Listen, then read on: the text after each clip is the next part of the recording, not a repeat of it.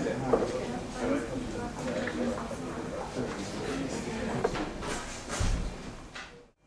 know this seminar, this summer seminar, from the very first year, and I have always participated in these seminars when they take place in other countries, and I'm very happy that this time we have this seminar in drama.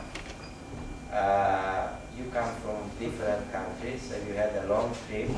I know for some of you coming all the way from Kursk or from Poland or from Ukraine.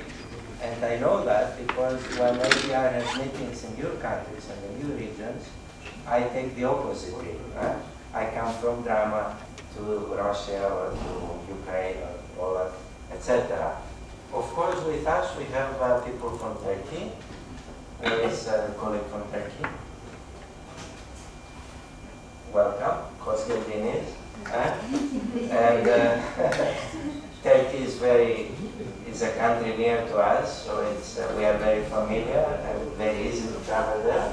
And of course, we have the colleagues from Bulgaria, which is our very close neighbor, and welcome, Dobrodošli. And we go there very often because we have a lot of cooperation with Bulgaria. So, time to introduce myself. My name is Alkis Papademetriou.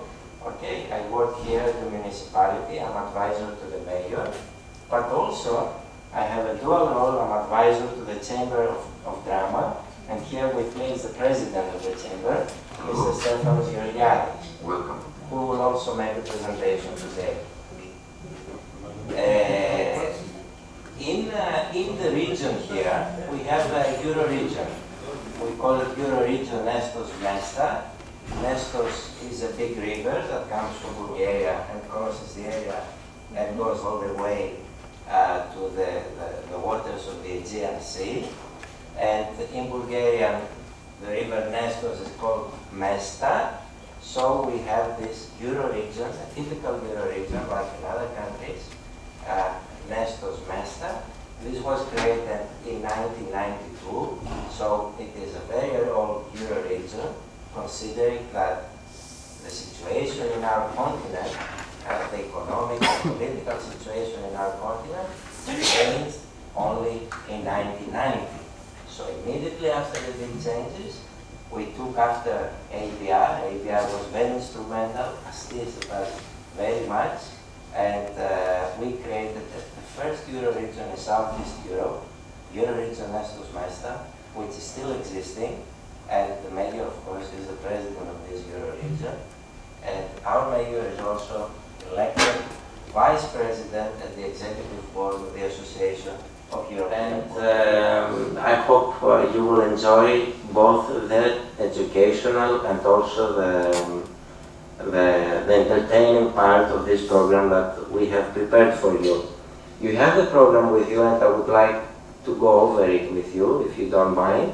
So we have a nice, if you have questions, we can undertake your questions.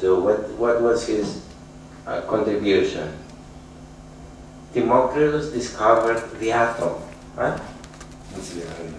Not nuclear energy, the atom. He said that the smallest part of all physical things is the atom. Of course, he didn't have the means to see it, he didn't have the means to present it, but he already knew at that time that this was the smallest particle of all physical beings that we have on Earth. So Democritus is a very important philosopher, and the university is named after. So, good morning everybody. I'm Johannes Moisio, and I'm the chairman of the task force of external borders in the Association of European Border Regions. And I have worked a long time with Alkis Papademetriou in this field. For me, this is a very historical and important place, this drama concerning my work in the ABR, because my first ABR meeting was here when I started my career in ABR. It was year 2000 Seminar.Drama was hosting the General Assembly, and this, I don't remember this building, this must be newer. We were in This is new. Yes, Exactly. we were in an older building last time. And after that I have been here in accommodation. It's organizing and of course covering the expenses of the meals. When we have excursions, they have organized the transport. So it's an expense, but it's also a lot of work to work, and also the visa support for those who need visa. So maybe we give a little applause to Drama now.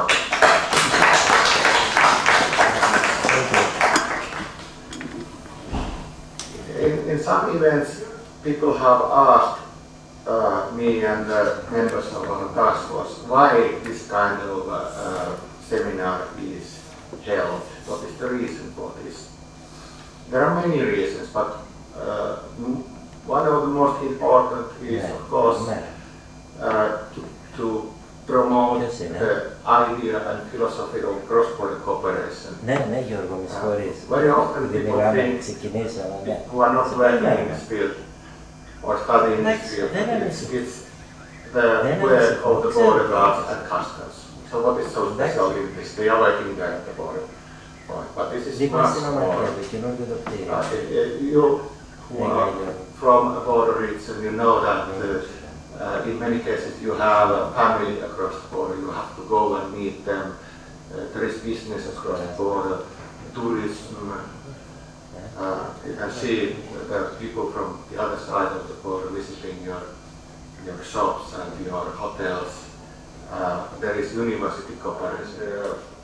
Very often border regions are not the capital regions. They are rural, quite small cities. They are losing young people to the capital areas. Young people like you are, who are planning your studies, you very easily find a study place in the capital cities. And this is one reason why we are holding this kind of seminar.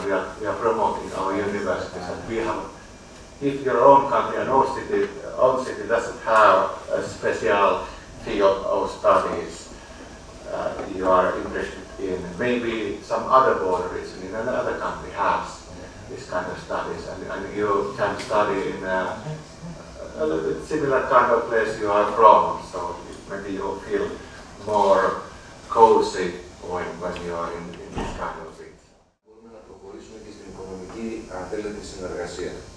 Is culture and also economic cooperation. We believe that without culture we cannot achieve economic development. Και γι' αυτό το λόγο αυτές οι διακρατικές συνεργασίες πρωτίστως έχουν σαν σκοπό και στόχο να μπορέσουν να επενδύσουν πάνω στον πολιτισμό και τις πολιτιστικές σχέσεις μεταξύ των εταίρων. And that's why we see that all these exchanges and programs that we implement that involve other partners from other countries, they always have the element of cultural development, which contributes to the cooperation and also getting to know the other partners from the other countries. Θα ήθελα να πω ότι η περιοχή στην οποία ζούμε, αν θέλετε η Μεσόγειος θάλασσα, η Ευρώπη, τα Βαλκάνια, δεν είναι μία θάλασσα, είναι πολλές θάλασσες μαζί και πολλοί πολιτισμοί μαζί. Και η Ελλάδα είναι ένας χώρος όπου αναπτύχθηκε ιδιαιτέρως και η φιλοσοφία και ο πολιτισμός και με ό,τι συνεπάγεται αυτό για όλο τον κόσμο. Because if you consider the area where we live, like the Mediterranean or Southeast Europe, the Black Sea or even further, it's not just an element in this global sphere. It's many different cultures, many different civilizations, and we all together interact in order to contribute to international culture. And don't forget that Greece, my country, has an important role, has played in the history of cultural development. Να πω ότι το επιμελητήριο δράμα σε συνεργασία με το Δημοκρίτιο Πανεπιστήμιο Θράκης για την επόμενη προγραμματική περίοδο έχει και με την περιφέρεια Ανατολικής Μακεδονίας Θράκης συμμετέχει στην ομάδα έρευνας και καινοτομίας ώστε να καθορίσουμε τις δράσεις για την επόμενη ευρωπαϊκή προγραμματική περίοδο, δηλαδή μέχρι και το 2020. At this time, the Drama Chamber is working together with the Democritus University of our region and the regional government of East Macedonia Thrace in order to support everyone in Julia, who was the lead partner of this program. Ένα δεύτερο πρόγραμμα το οποίο υλοποιούμε αυτή τη στιγμή πάλι στα πλαίσια του Southeast Europe που είναι το App4Rhino και έχει να κάνει κυρίως με τον πρωτογενή τομέα και τη μεταποίηση των προϊόντων του πρωτογενούς τομέα.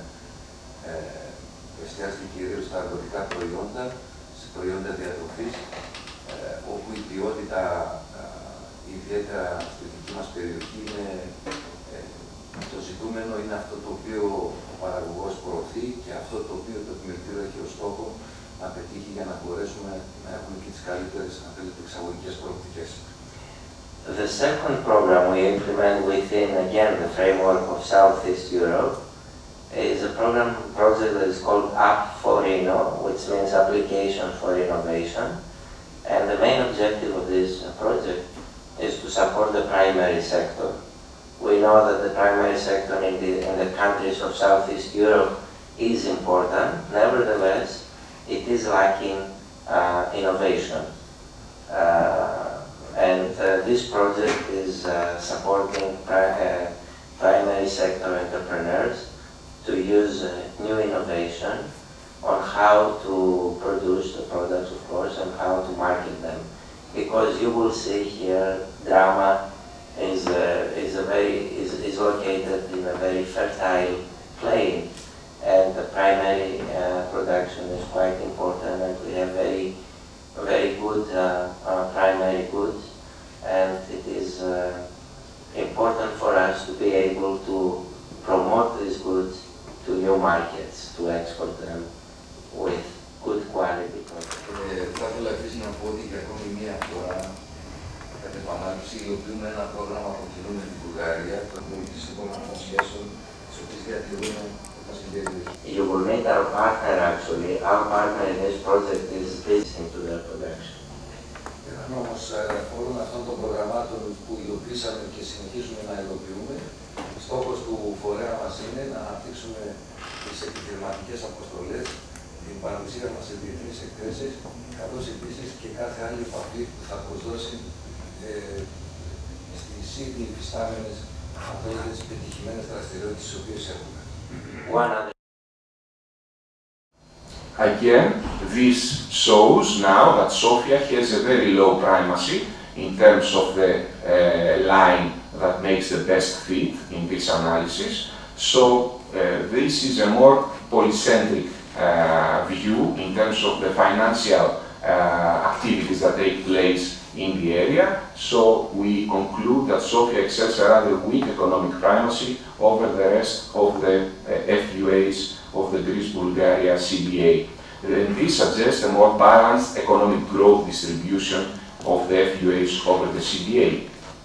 And this is another table. We have several tables.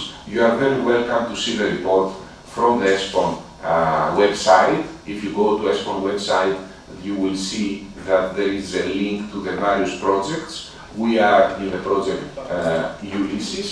In the Ulysses project, you will find all the reports and this report as well, with all the tables and all the diagrams that you can see for concerning the Greece-Bulgaria cross-border area. And you see here another type of analysis in terms of the area concentration index, how the population is concentrated within a metropolitan area, or if they are sparsely populated, or monocentric or polycentric. And as you see, there are some monocentric areas and some polycentric areas within its NUTS3 environment.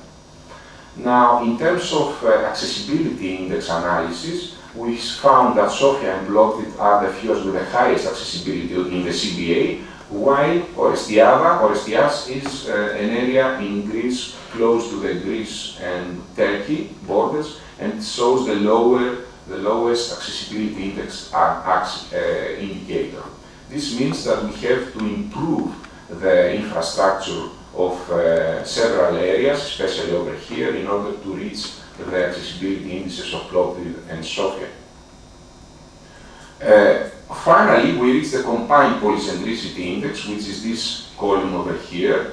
So someone can read that, for example, Greece has a polycentricity index of 63.4, Βόρεια Ελλάδα, northern Greece has an index of 58.3, central Greece of 77.4, the area of Aegean and Crete is very monocentric, 85.5, Bulgaria has a 68.5 value, and the CBA has a 66.7. So we are rather polycentric, with the exception of Sofia and Plovdiv, as I said earlier.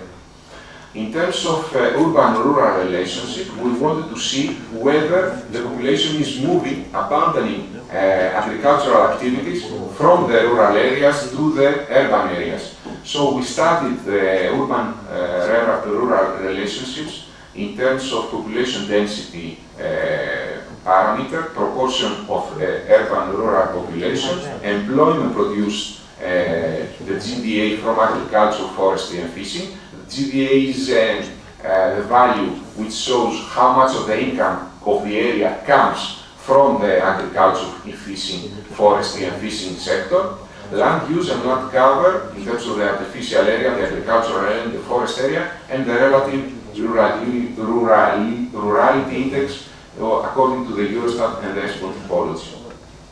Now, in terms of population density, we see that most of the NUTS3 areas of the region show a strongly rural behavior. They have a population density less than 50 inhabitants per square kilometer.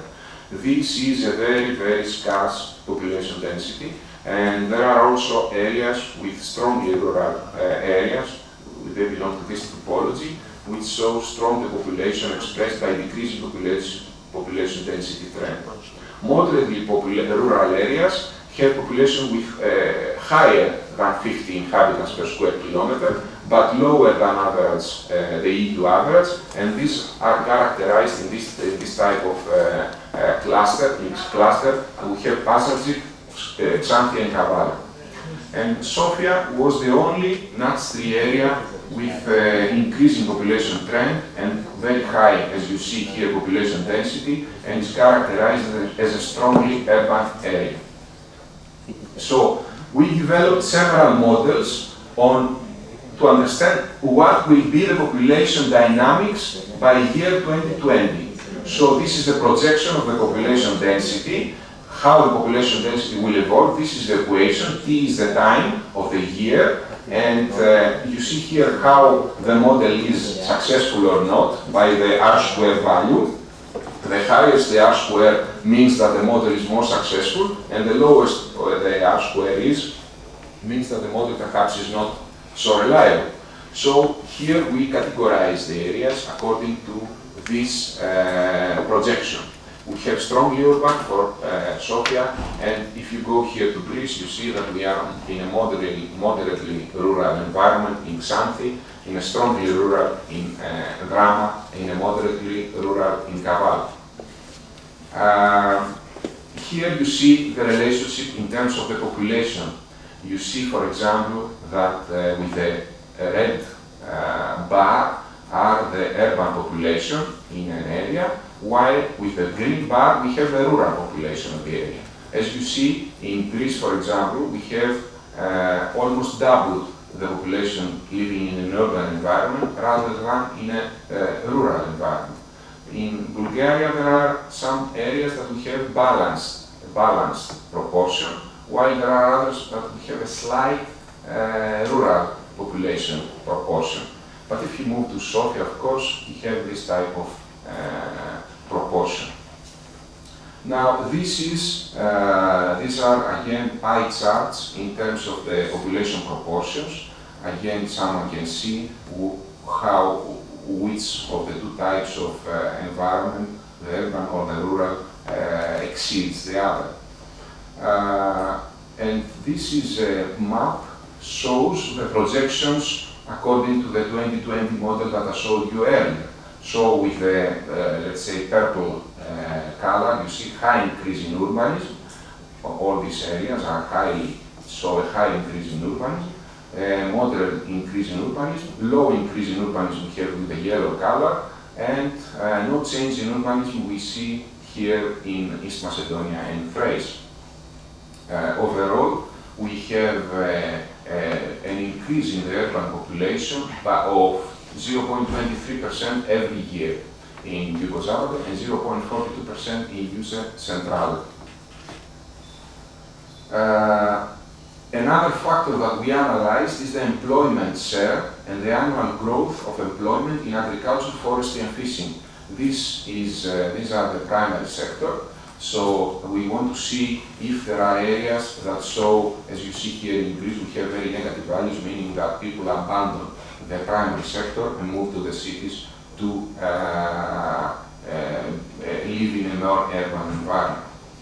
And this is the typology, as I told you earlier. This is the typology from this side according to Eurostat, and this is the typology according to ESPON. So we have a diagram which shows both typologies in one, so someone can see, really according to the colors, the urban influence, the human intervention, according to these colors. So you see that the urban influence in East Macedonia and Thrace is rather low. And over here in Plovdiv and Sofia we have a very high urban influence. Another topic, another theme that we analyzed is the accessibility and connectivity of each area. And this is analyzed according to several parameters like the potential accessibility index by road, by rail or by air, plus the multimodal accessibility. These indices are produced by the distance that a traveler can cover within 45 minutes. For example, if I take my car from Drama and I want to go in every direction I would like, what is the distance I can travel within a 45 minutes interval? Or in a 90 minutes interval. So this type of indices include and involve this type of analysis. As I said earlier in the beginning of my presentation, we did not produce the indices themselves, but the indices are produced by Eurostat mostly. And you see here the index change in the potential accessibility by road, rail, and air, and the multimodal. And another, in terms of connectivity index, is the household that have internet access. This is also important in terms of connectivity between areas. So the result comes from ESPON database at NUTS3 level. They concern the period from 2001 and 2006. And as you can see from these two periods, we can understand the changes that happen. And this is a map showing the potential accessibility index by road in the CDR.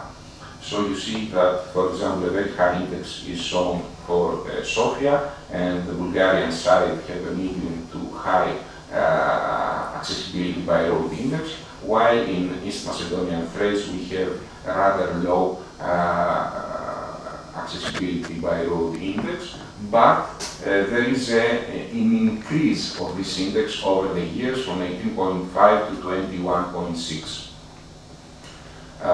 This is the potential accessibility by rail, and again we see in East Macedonia and Thrace we have rather low, moderate to low values, but we see an improvement over time compared to the other two areas.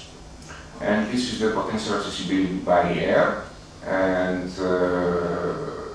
this potential accessibility by air involves the number of passengers that enter the airport, which is located in each area. This is why this area shows very, very high values, because of the airport presence. And again, we have significant improvement in contrast in Yugoslavia, in contrast to Južna Centrale and East Macedonia and Thrace. And this is the multimodal, which is a parameter which involves the three previously explained accessibility indexes in order to find the final, the combined index. All these indices are important in terms of investment attraction. And if someone, for example, is somewhere in the United States or somewhere in Australia and wants to see where to direct his money for investment, he would see this type of parameters. He considers the accessibility to the markets for the products that he will produce. And of course, here we have a map. Here we have the map of the multimodal accessibility.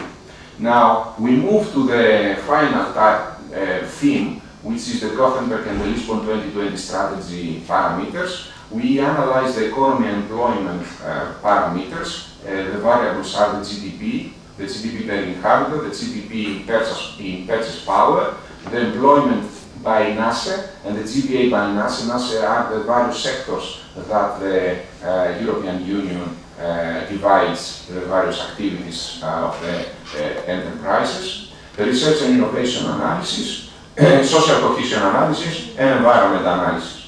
All these came from different sources and in different time frames, but the time frame really ends to the period of 2009 to 2010, which is the period that we are interested in.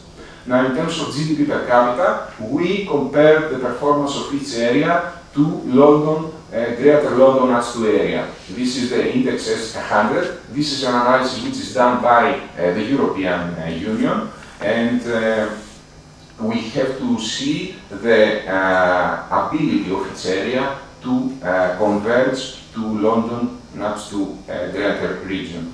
Now, the whole NUTS3 area falls in this later category. So, while only Sofia, Solica, and Drama, Xanthi, and Rhodope are considered as laggard regions, Evros and Kavalos score relatively higher than clustered as less developed regions, having indices of 31 and 30 respectively.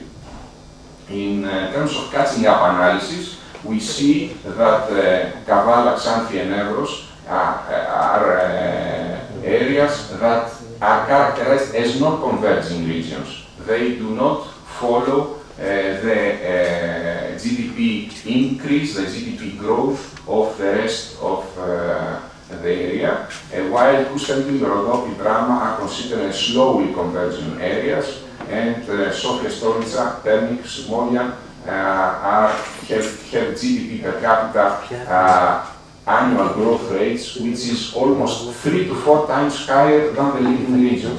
And these are characterized as steady catching up areas.